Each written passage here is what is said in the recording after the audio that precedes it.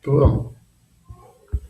Beste leerlingen van B3. Ik moet even presteren drukken, daar zit hij goed. We gaan het hebben over de Duitse opmars. Met andere woorden, hoe ontstond de Tweede Wereldoorlog? Wat was daarvoor de aanleiding, causa principal? En hoe zag die oorlog er in het begin uit, in de praktijk? Daar gaan we het over hebben. En deze hoort bij hoofdstuk 2, basis 3. Zul je even kijken waar het over gaat, dan kun je het altijd even opzoeken. Ja? Nou, inval Polen. Je weet dat in Duitsland de nazi-partij aan de macht was gekomen en dat heel veel mensen, Mascha Hende, heel veel mensen, hoopje Hende, dat die Hitler helemaal geweldig vonden. Hitler zou Duitsland weer groot maken, levensruim, en langzamerhand was Hitler steeds meer van Versailles afgestapt. Hitler was heel populair, overal bijeenkomsten, marcheren, militairen, swastika, mooie uniformen, Duitsland weer groot maken. En op een gegeven moment gaat Duitsland echt die oorlog aan. Duitsland wil die levensruim in Polen en valt in 1939, 1 september 1939, Polen binnen. Vanuit het idee om een groot rijk te hebben in het oosten van Europa. Te beginnen met Polen. Frankrijk en Engeland vinden dit de grens en verklaren Duitsland de oorlog. Zij vinden dat zij genoeg hebben geaccepteerd van Duitsland en zeggen van wij accepteren dit niet meer, wij gaan oorlog voeren tegen Duitsland. Maar Duitsland heeft een trucje, namelijk de Blitzkrieg. Misschien weet je het nog, de Première Guerre Mondiale was een trage oorlog vanuit loopgraven, meter voor meter, heel langzaam.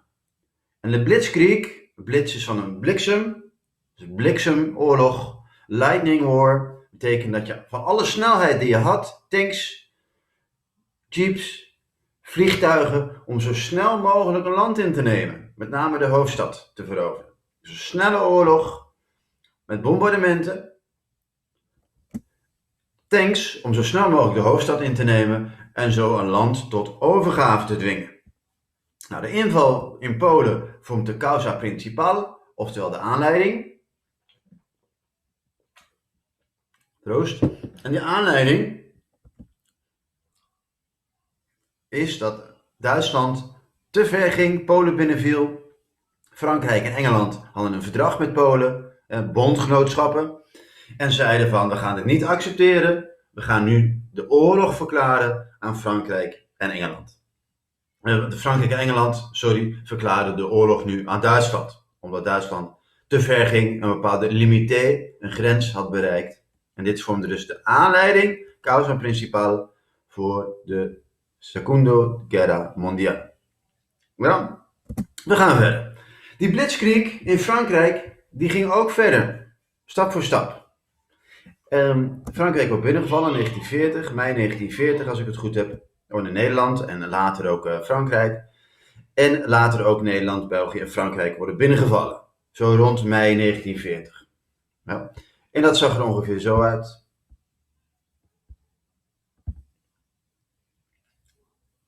Je ziet de wapens. Fall of Paris. Ik zal even het geluid aanzetten, want volgens mij staat het geluid uit.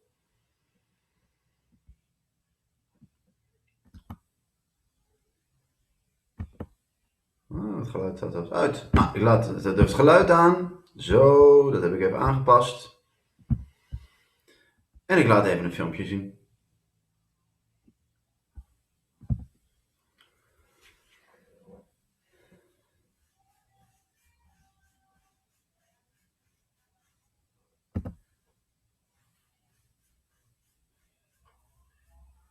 Nou, je ziet de Engelse soldaten vluchten richting Engeland, want die zaten in Frankrijk, maar die gingen via Duinkerken gingen ze vluchten. En Frankrijk wordt ingenomen.